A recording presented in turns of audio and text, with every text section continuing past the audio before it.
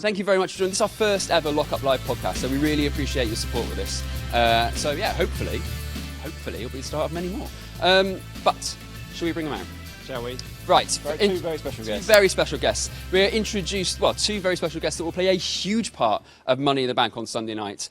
Please welcome the prize fighter, Kevin Owens, and the Queen, Charlotte Flair.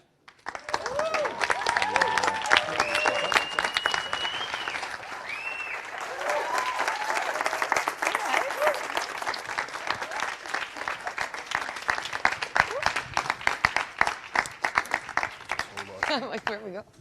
See you guys. Thanks for coming. Thanks for having us. Right, I'm going to leave you in the capable hands of Jefferson Lake. I will be rummaging around you guys in a bit. But first off, Jeff, over to you, Charlotte and Kevin. Okay. I feel strange 'cause I haven't got the microphone. Hopefully everyone can hear me all right. We're all mic'd up. Hold your phone like it's a microphone. Yeah. I have got the questions on here. I'm not just like on Twitter and stuff. It looks a bit unprofessional. Thanks so much for coming in, guys. Oh, thanks for having us. Thanks for having us. Yeah. This is, as Anton mentioned there, this is the first one of these we've ever done, a Lock-Up Live. So everyone here, including you two, are guinea pigs. And we're going to see how it goes. Hopefully it'll be great. What did you just call me? Oh, am I going to get a promo cut on me immediately? That's be Promo, insider term. Yes. How are you feeling, guys? Any jet lag? You've been in the country a few days, couple of days? Actually, I just got here last night. Well, we had a show in Bournemouth, or however you want to call it, I don't know. But yeah. I left SmackDown for Raw yesterday. Yes, you were obviously here, so weren't I got you? to go, what is it, Bournemouth? However she said However it. you say it. There you go. Bournemouth. I was close enough. I wanted that to was say good. Bournemouth, but I don't think that was correct. So you were here last night where you did something very, very mean to someone that's from not too far away from here. Why did you do that to Becky? What? Come on. Mean? Well, She keeps running her It was a bit mouth. unpleasant. Karma. Fair enough. Okay. Payback. Okay. So obviously you've both been to the UK many times through your careers. What is it you like about coming to the UK? Obviously fans are quite a bit different to the US. Yeah, I mean, fans are always very passionate over here. Not that they're not in the US, but I think United States audiences are just more used to having us there because we're obviously there a lot more. When we come here twice or three times a year, it's always obvious the fans have been waiting for us for a while, so that's always pretty cool. And Charlotte, same question. Yeah, I also think a lot of the UK fans have been following our careers if we were on NXT. Yeah. And just how much they like to interact with us, like the live events and the chants, and they seem to get excited over anything, like Kevin said, in the States. I feel like they're a little more spoiled because they see us all the time, and we go to the same city like 4 or 5 times in a year. And yeah, I mean, just like last night in front of the London crowd, I mean, just the Charlotte no belts, and I'm yes, this is awesome. You just didn't how mind much that, interaction. did you? Take it No, personally. I mean, it adds so much to the show and the signing and chanting Becky Two Belts. You can tell they're excited to see us and know the storyline, and it's awesome. Yeah. Kevin, have you had any particularly memorable or funny chants in your trips to the UK? I mean, there was one chant last night, but I wouldn't be able to tell you what it was. Oh, really? It was some sort of singing about something, I don't know. Oh, I thought you were going to say because it's not PG. No, I just couldn't understand what they were saying. And I was busy kicking Kofi, so I didn't have time to focus. That's fair enough. That's fair right, enough. yeah. I did but get my first "Let's Go Charlotte, Charlotte Sucks" chant, and I was like, "Oh, I've made it!" Yes. I think it was in Sweden. When both chants are about you, you're doing pretty good. Yeah. Oh, that was in Sweden as well. I was in so Sweden a that's couple impressive. nights ago. It's like, this is great. Okay, so you've been all over Europe already, really. Yeah. Then, do you get to see much of these places you go to, or is it just all work? It's Work, man. Yeah, there's plenty of time for that. I mean, there's just no time to. If you want to sleep, there's no time to go see anything. Working and sleeping. That's right. Well, that's okay. my philosophy anyway. I don't know if it's everybody else's, but there's very little time to do anything else than trying to take care of yourself on this tour and making sure you're ready for the shows and you're in shape and getting ready to perform. And then you go to the shows, you do it, and then you go to the next town. It's just how it is. Cool. We will open the questions up to everyone in the audience shortly. I wanted to ask you, obviously, because Charlotte, you were in a pretty major match not so long ago, the WrestleMania main event, no less. How was that for you? Oof. it still doesn't feel real. Like when I woke up the next day on Monday after Mania, I was like, I just main evented WrestleMania. Like, did that really happen? Because it was just something that I had talked about over and over in interviews. And I was like, I'm going to main event, and then it happened, and it's like, there's no better feeling than saying you're going to do something and doing it. I just hope that that moment, all the women from the past and the present just felt a part of the history that we were making, because it took everyone to be involved. So I think it was just like all the emotions and living up to the expectation and wanting to deliver and knowing like, okay, they're giving us the main event, but to me it's like, okay, oh, so I main evented Mania one time. Like the women need to do it again and build that storyline that deserves the main event. And I'm just so honored that WWE trusted us to have that spot. And yeah. I remember interviewing you actually probably about 2 years ago, and you said, even then you were saying that's sort of a big goal is for a women's main event at WrestleMania. Do you see that as the kind of the journey complete for women, the women's evolution? No. More to well, do. because I mean, I know it was the pinnacle of the women's evolution, but you just can't get to the pinnacle and then just fall off. Like, you still have to continue to main event other pay-per-views and build more characters and have stars like Ronda Rousey. It's still gonna, I think, be a climb and ups and downs and fighting for spot. I don't know. I still feel like there's so much more to be done. Just because it's like, okay, you main evented, that's it. So the women have done, like, I don't know. Like, I want to main event Tampa next year. Hard. Yeah. Yeah. It was obviously a huge match, the biggest match and the biggest event of the year. 82,000 fans in MetLife. Did you feel a pressure? What were your emotions going into it? Well, I did 101,000 at AT&T Well, Stadium, WrestleMania 32. Yeah. No, because I just was like, okay, I'm in the main event. I think it was not overthinking what got me there. It's like, no, do exactly what got you there that night. I did have a sense of calmness, but the nerves were more hoping that I could reach the emotional point that I needed to in the match, because I felt like there was so much expectation and I was not exhausted, but just like, how is it going to feel to be out there in the main event and you want it to be that good? And it's like, was it enough? Just that kind of pressure just weighing on you, and if you understand that. Yeah, we'll come back to your WrestleMania experience. We need to ask you about the helicopter, of course, but I've got a difficult question to ask you, Kevin, because you didn't have a match at WrestleMania. I don't need no questions about So WrestleMania. we won't talk about that, then that's fine. We'll move swiftly on. But was that difficult to just sit back and watch the event? Not be part of it? I actually went home because I couldn't be at that stadium, so I flew home to watch it with my kids and my wife, which I'm not sure how many people in this company were aware of, but I came back I came back the next day. Oh. But yeah, I left that morning and I came back the next day. And how was that as an experience? I mean, it was nice to be with my family that day. It made it a lot easier, yeah.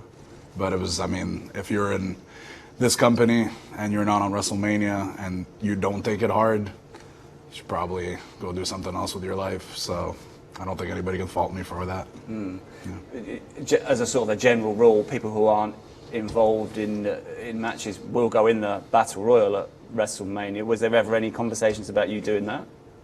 There was, but that's for me and the other person involved to know about. So. Okay, that's fine. And then after WrestleMania, you were briefly a member of the New Day, of the Big O. Mm-hmm. We won't ask you to do the dance unless you particularly want to. I think I'll pass. Okay.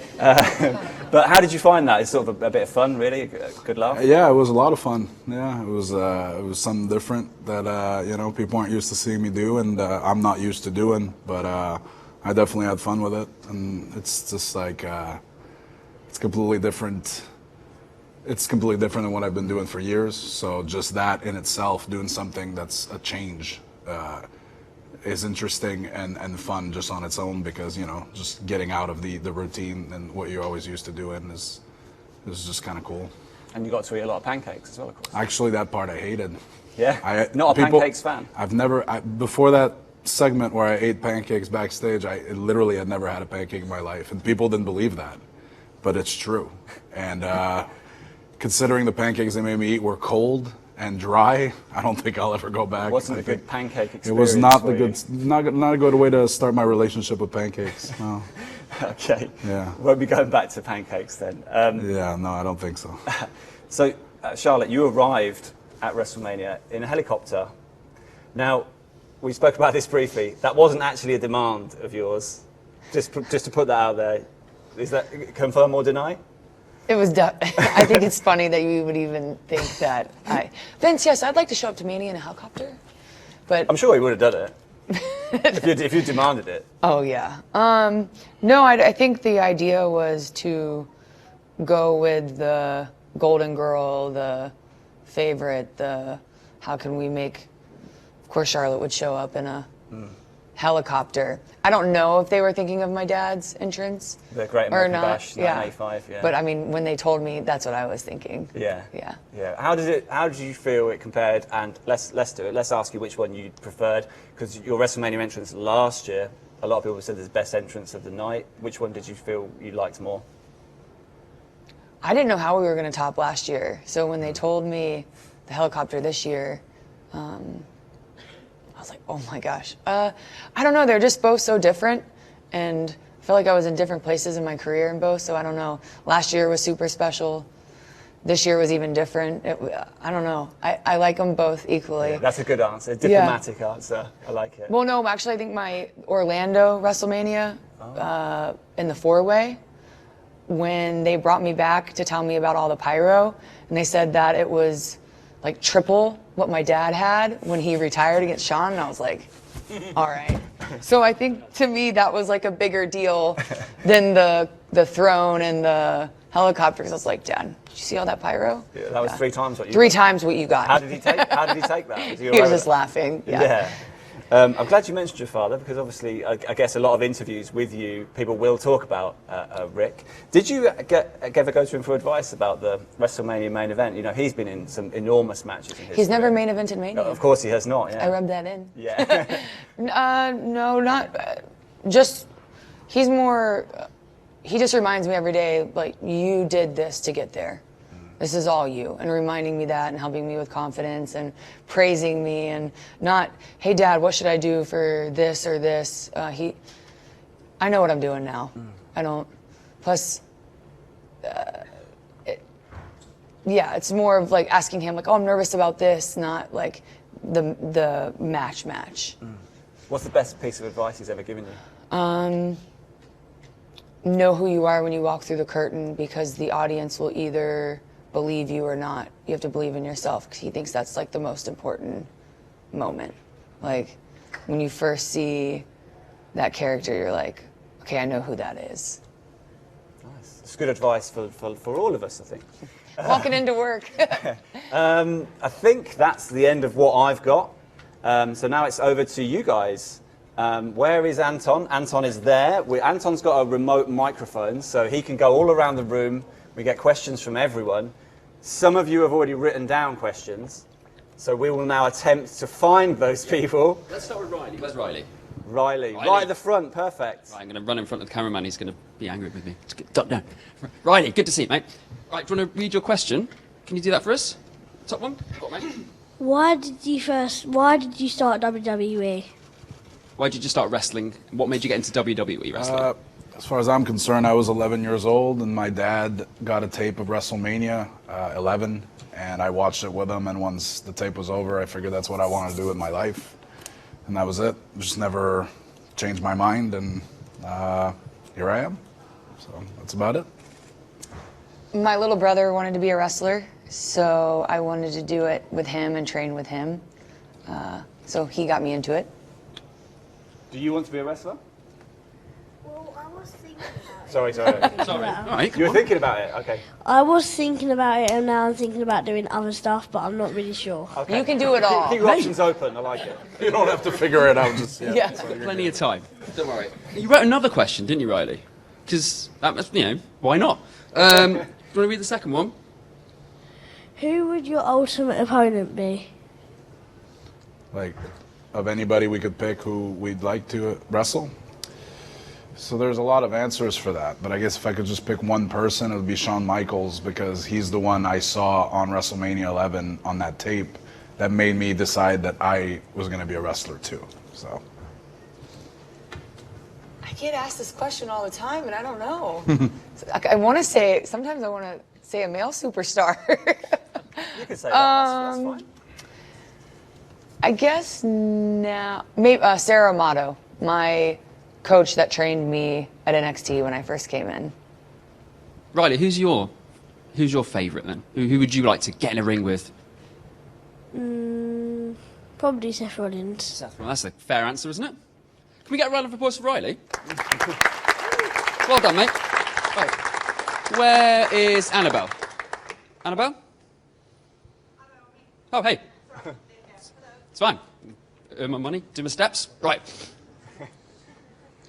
Do you want to read this out? Thank you. So basically, the same question why you have chosen wrestling, but I was more interested. Did you choose it because of the drama or the physical challenge? you want to take this one? Yeah. I didn't really know what I was choosing when I started. I was just kind of like, okay, I'm going to move to Florida, and I'm going to start wrestling.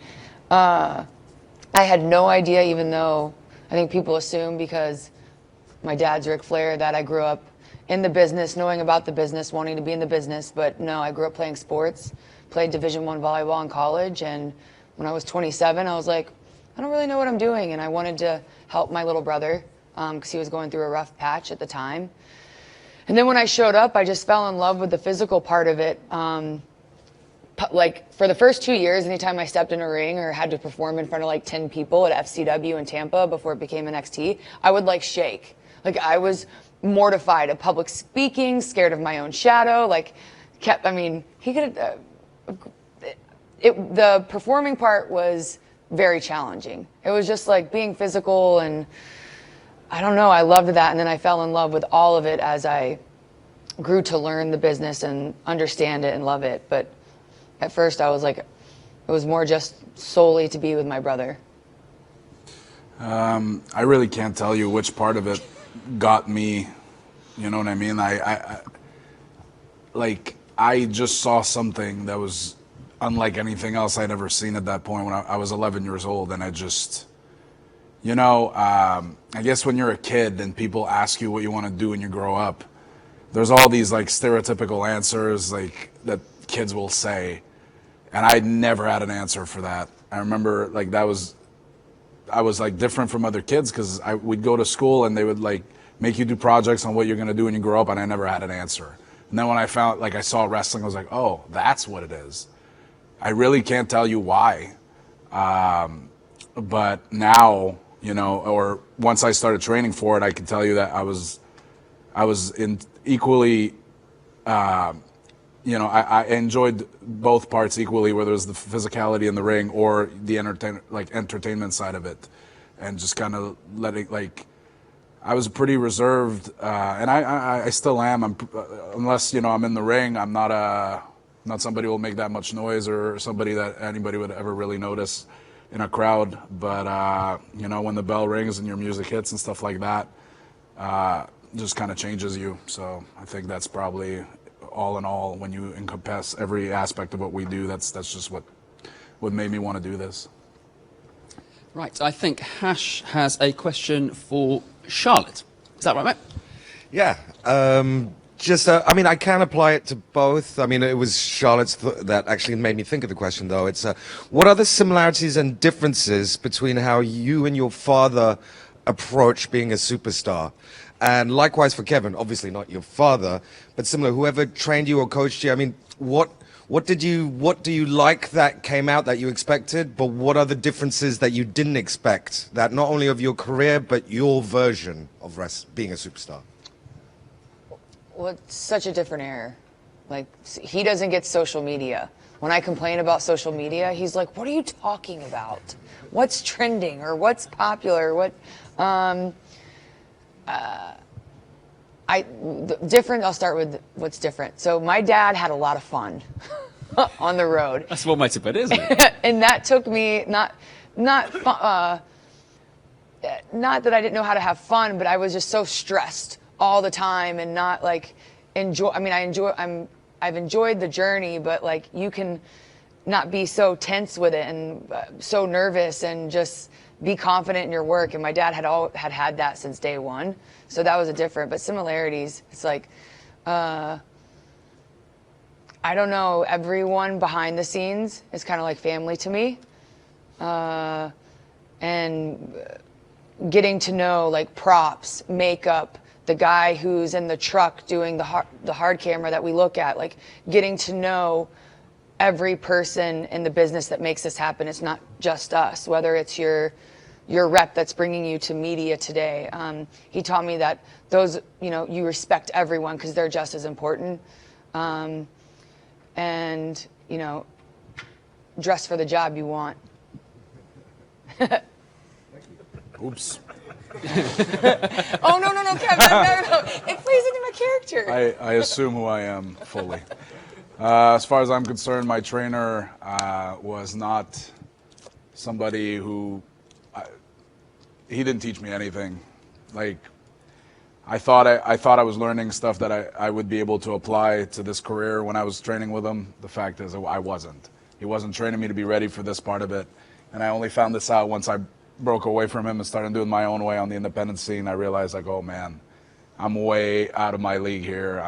Because I was just, I would almost equal it to being thrown in the deep end of a pool when you don't know how to swim. I thought I was ready. I thought I'd been prepared, and that wasn't the case. So I really have no basis for that.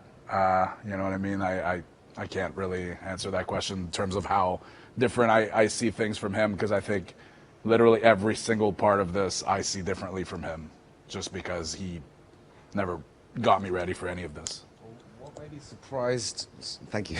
What maybe surprised you when you actually became a superstar and a pro that came out of you that you didn't expect? Maybe. I mean, once I got to WWE, I don't think anything surprised me, because by that point I kind of knew exactly who I was as a performer and a wrestler, and I knew, like, I always knew I'd be, regardless of what people told me through my entire career, I always knew that if I got here, I would do good.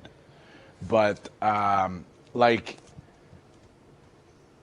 I was surprised once I started wrestling, without being under the umbrella of my trainer, how little he seemed to know about how things worked out in the actual industry. But I think what happened was probably things had changed since his time, and he just wasn't aware of it. So I was taken aback by how different what I thought. Like, I was on the independent scene, but my goal was always to get to WWE. So in my head, whatever I had learned from him as far as WWE went, I took as, okay, so this is how things are. But then even on the independent scene, without ever coming to a WWE show or being an extra or anything like that, I would hear things, and it was completely different than what I had been taught. So I was like, man, I got to figure out, like, before I even, entertain the thought of going there for a tryout or anything like that, I have to get myself ready. And in a way, it took like 10 years to do that. But once I got here, I made up for lost time. So, thanks, Ash. Appreciate that, mate. Certainty of thought then sounds really important. Sort of knowing your goals, knowing where you want to go in, and having a sort of real security about who you are. Where is Dean? Hey, Dean, my man. He's already got his T-shirt on. That's what I like to see, excitement. Dean, do you mind reading your questions to the guys? Is that right? There you go, mate. If you could play a superhero, who would you be? If you could play a superhero, who would you be? I don't see myself as a superhero so much as I guess, maybe a villain. I don't know. You know what I mean? It seems like my career direction is more on the other side of the fence. And I guess I would answer Thanos because he's very trendy right now, but he, he's might be out of my league too, so I don't know. I really don't know. You don't hear about the villains so much. I don't know. I'll think about it. I'll let her answer, and maybe I'll have an answer when she's done. Should I be a villain too then? Maybe that's the way things go for us. I don't know. Do you think they're villains or super? Which do you think, Dean? I think that they're in the middle because on one half of you, you're like making people happy, and on the other hand, you're like doing what your passion is. So, like what supervillains like, they have their own passion. That's fair. That's a good answer. Yeah. Beautiful way of putting Wow. it. Maybe you should come up here and answer questions. Yeah. You're a lot better than we are. Charlotte, superhero, villain? Well, if I wasn't the villain, is Jane Foster the female Thor? There's a Yeah. few nods. That's it. Yeah? Yeah. That's who I'd be. Female Thor. I like that. Handy with a hammer. Yeah. I think I'd be that Mysterio guy because I just saw a trailer and he's got a really cool, weird helmet. Yeah. That's it. That's all I got. Yeah. There is rehearsals going on behind us, so I presume our poor Sandman's going to have a meltdown in a moment. Raj and Dev. Raj and Dev. Oh, of course you're on the other side. Right. Enjoy the music in the background. Right. Should have really thought this through, shouldn't I? Exactly. It's one question between the two of you, so I don't know how you want to do this, guys. Come on, then. This is to Charlotte, isn't it? Well, it's a tough question. Who do you reckon will win out of Hulk Hogan or the Incredible Hulk, and why? What do you say? Who wins in a battle between Hulk Hogan and the Incredible Hulk? And why? And why, obviously, yeah. Definitely the Incredible Hulk. And Because why? he's superhuman? Oh, I was going to say because Hulk Hogan's not Ric Flair. I'm not that witty. Happy with the answer? No? No? Whoa! Hang on. Because Hogan would tear that comic book in half. Well, he might tear the comic book in half, but if he has the actual ultimate Hulk, Hulk in front of him, I don't think he'll tear him in half. Your theory is full of holes. He's immortal. Do what he did to Andre the Giant, we'll just pick him up, slam him, and do the leg drop. I heard he did that, yeah. Immortal, but he'll live his life in pain. What a lovely image. Matthew Scanlon. Of course you're on the other side of the room, Matthew Scanlon. Excellent. Let me duck underneath. Come on, Matthew. Here's your chance, mate. Thanks. All right, yes, so if you had the chance, whose finisher from a superstar past to present would you like to use? Well, we've seen that with Kevin recently. I think pick might be the Stone Cold Stunner. Something tells me that works out, so, yeah.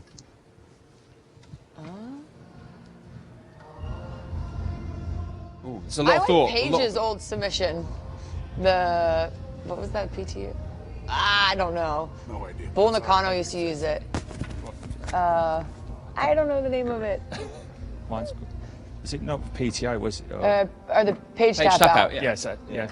What's yours, Matthew? Yeah. Come on. You can step into the ring. You can I was have in it one a few move. times. I don't know, I do like Finn Balor's coup de grace. Yeah, I mean, that's painful. How is that? By the way, how does that not hurt? Oh, it's lovely. Yeah.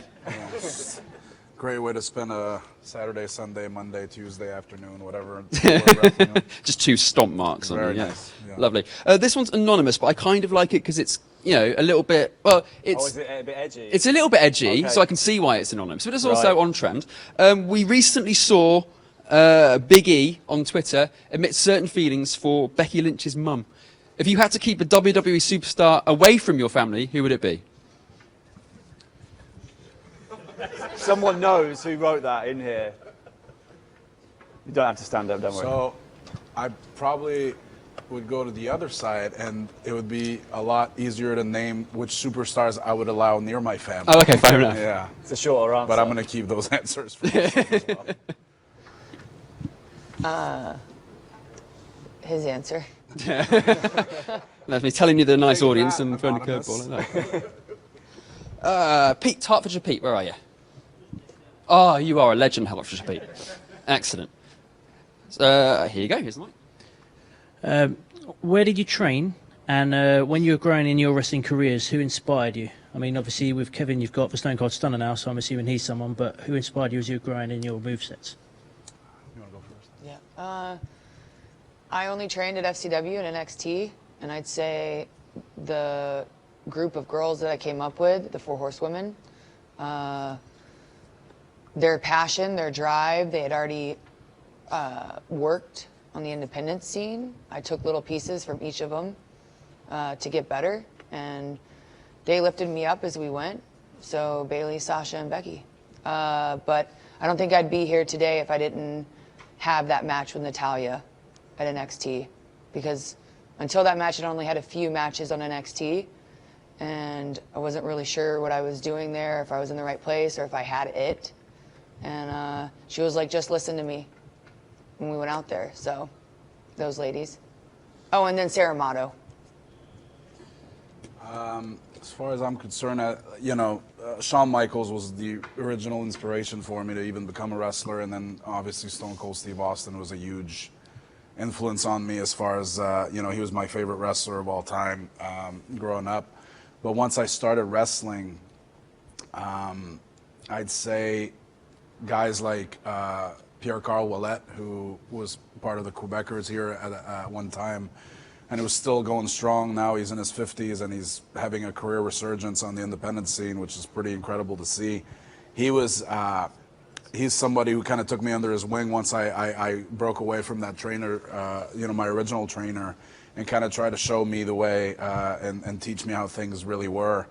And then once I had already started kind of making my way through the independent scene, I met Steve Corino, who was also really influential and very important in my career. But there's somebody who actually I kind of never mentioned when I'm asked this question, but I've realized over the years, it's an independent wrestler by the name of Super Dragon, who I think I wrestled so many times, and at the time he really showed me a different way of how to do things or how things could be in wrestling, and I think I take a lot from him, more than even I realized up until recently.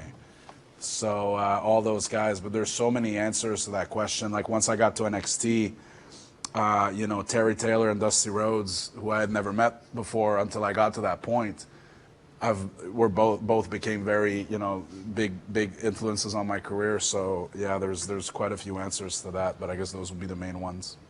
Where is Louis from Basildon? This little fella. Oh. Hey, mate. Love your T-shirt. It's got everyone on it. Do you want to have a little read? Yeah.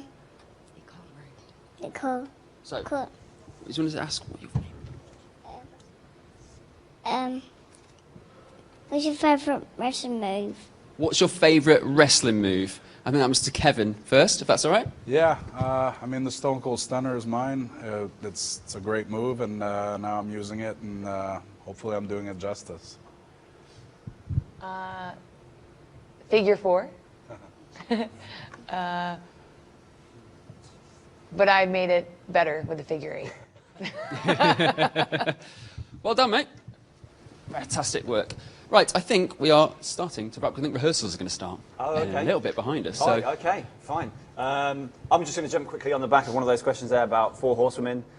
Feels like it might be a long way off at the moment, I guess. Very long way. Do you think you will ever be reunited in the ring? As of right now, no. Okay, right, that's cleared that one up then. That's great. He's a huge Bayley superfan. I am Bayley superfan, and 4 horsewomen superfan. Yes, obviously. Well, I'm very excited to have Bayley on SmackDown now. Aren't we all? And hopefully to make her life tonight. miserable. Oh, right, okay, well, isn't that nice? What a nice note to end on there.